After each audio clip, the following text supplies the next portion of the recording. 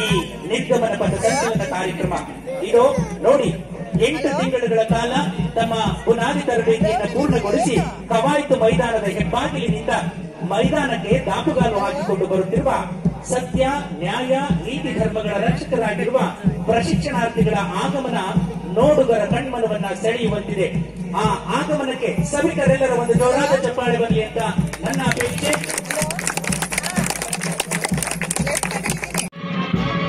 ತದನಂತರ 5ನೇ ತಂಡ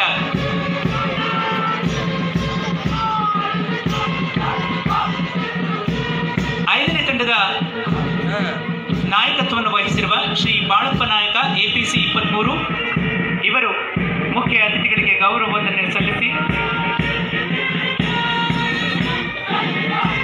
ಅತ್ತ 6ನೇ ತಂಡದ ನಾಯಕತ್ವ ವಹಿಸಿರುವ ಶ್ರೀ ಬಾಬು ಎಲ್ CPC 382 ಗೌರವ ವಂದನೆಯನ್ನು ಸಲ್ಲಿಸಿ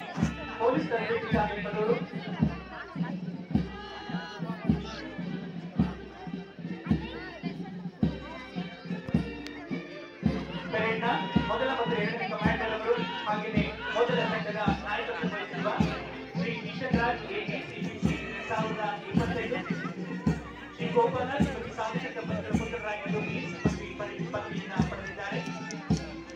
ಆಡಿಟರ್ ಹೌಸ್ ಸುಳ್ಯ ತಾಲೂಕು ದಕ್ಷಿಣ ಕನ್ನಡ ಜಿಲ್ಲೆ ಇವರ ಮೂಲ ಸ್ಥಾನ 381 ಸಂಖ್ಯೆಯ ಪ್ರಶಿಕ್ಷಣಾರ್ಥಿಗಳು ರಾಜ್ಯದ ವಿವಿಧ ಜಿಲ್ಲಾ ಘಟಕಗಳಿಗೆ ಆಯ್ಕೆಗೊಂಡಿದ್ದು ಈ ಕಡೂರಿನ ಪೊಲೀಸ್ ತರಬೇತಿ ಶಾಲೆಗೆ ಭದ್ರ ಬುನಾದಿ ಶಿಕ್ಷಣಕ್ಕಾಗಿ ಆಗಮಿಸಿರುತ್ತಾರೆ.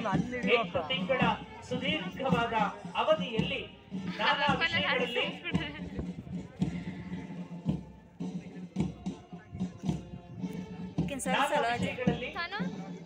ಶಿಕ್ಷಣವನ್ನು ಪಡೆದು